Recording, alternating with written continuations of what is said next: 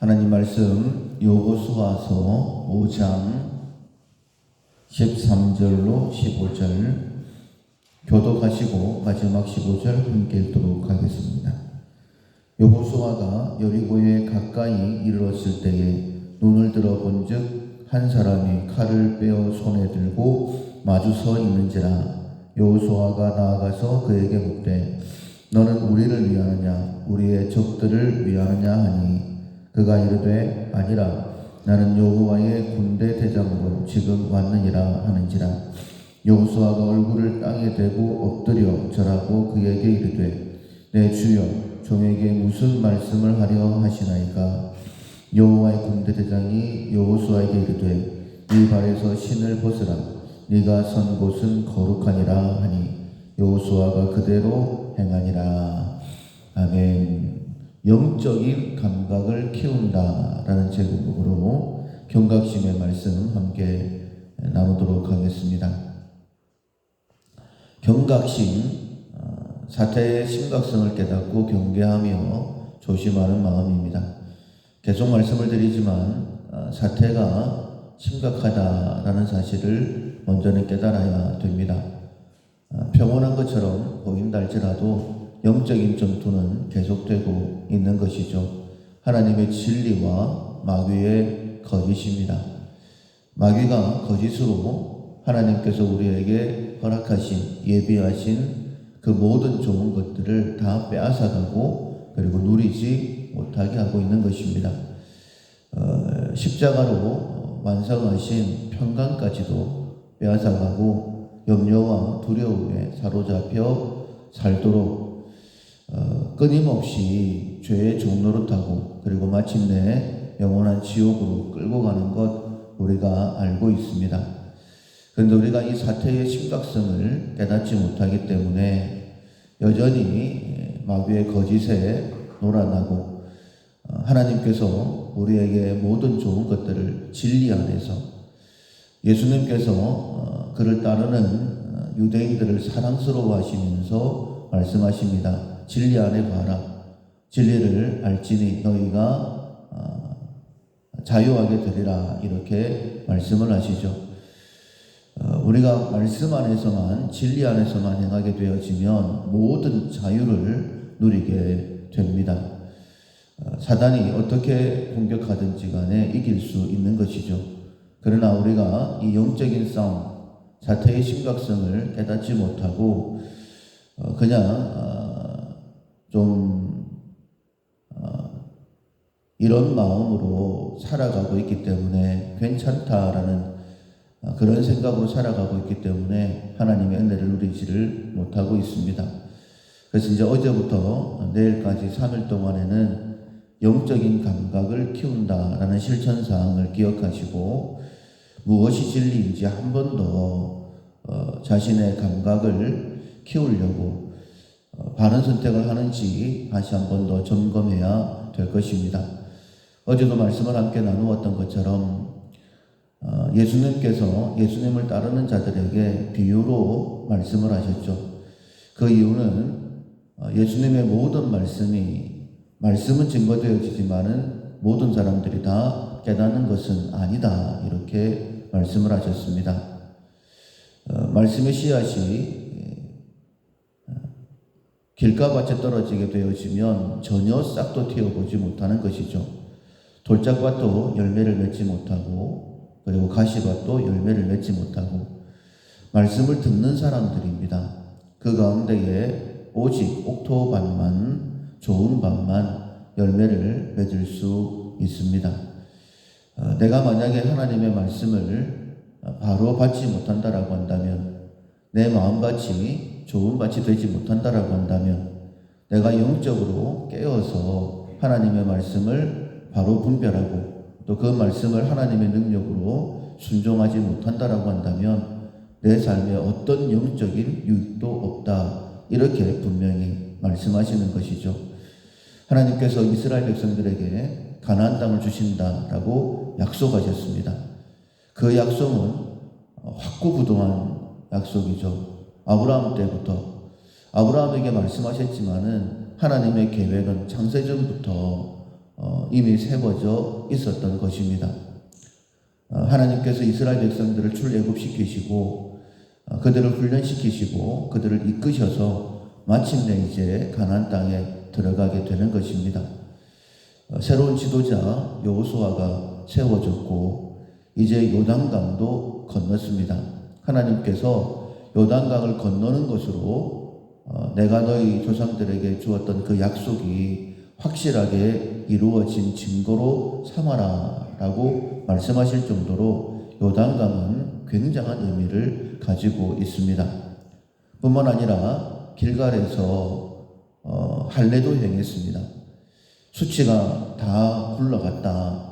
이제 하나님의 은혜만 있다. 그것이 이제 5장 1절부터 기록되어져 있죠.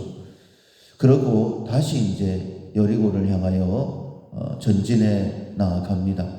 하나님이 도우신다라는 그런 확신 속에 있을 수도 있는 것이죠. 그런데 여호수아가 여리고성 가까이 갔을 때에 한 사람이 칼을 빼들고 있습니다. 물어봤더니 여호와의 군대 대장이다 라고 자기를 소개하죠. 그때 여호수아가 그 앞에 무릎을 꿇습니다. 그리고 주여 말씀하옵소서 종이 듣겠나이다 라고 고백을 하죠. 그때에 여호와의 군대 대장이 이야기를 합니다. 네 발에서 신을 벗어라. 모든 권리를 내려놓고 오직 하나님의 말씀대로만 순종해라 라는 그런 의미로 네 발에서 신을 벗어라 라고 그렇게 요구를 합니다.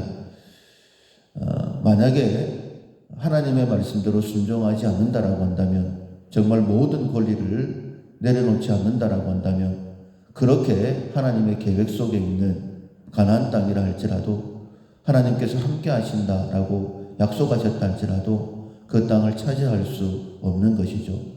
대표적인 사건이 아이성과의 전투입니다. 그가 하나님 앞에 더 여쭈었다라고 한다면, 그리고 하나님의 말씀 앞에 말씀하신 대로 그들 자신을 살펴서 아간과 같은 자가 없도록 조치를 했다라고 한다면,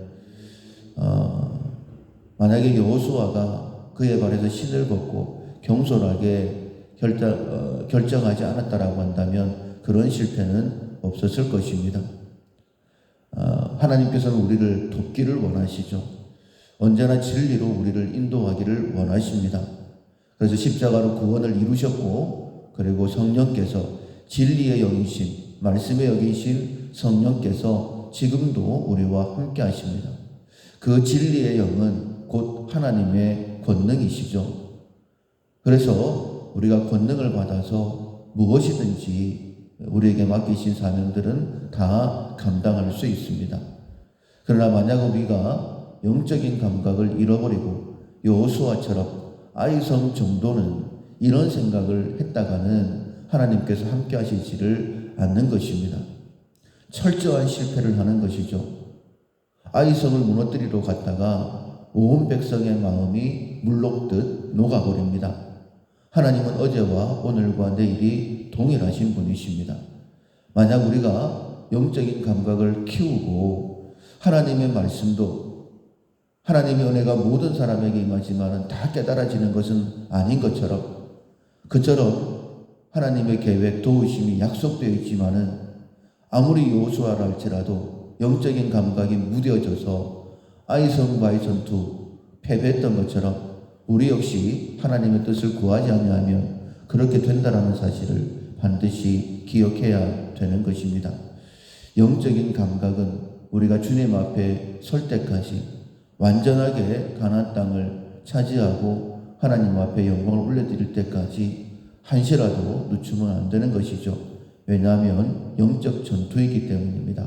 하나님이 도와주시지 아니하시면 그 어떤 승리도 거둘 수 없기 때문이죠.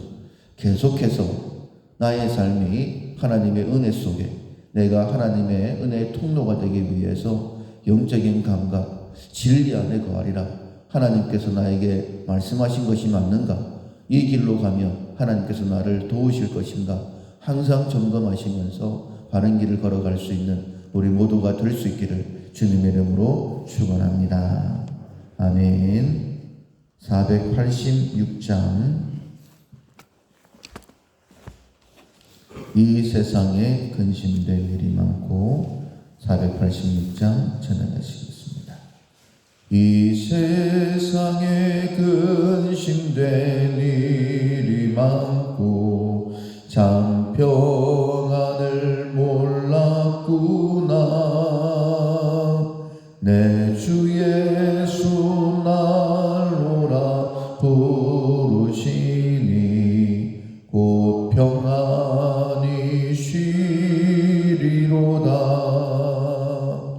주 예수의 구원의 은혜로다. 참 기쁘고 즐겁구나. 그 은혜를 영원히 누리겠네. 곧 평안히 쉬리로다. 이 세상에 공고한 일이 많고 참 쉬는 날 없었구나. 내 주 예수 날 사랑하시오니 곧 평안히 쉬리로다.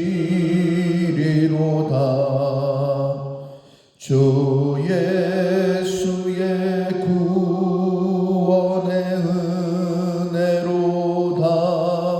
참 기쁘고 즐겁구나. 그 은혜를 영원히 누리겠네. 곧 평안히 쉬리로다. 이 세상에 죄악된 일이 많고 참 죽을 일 쌓였구나.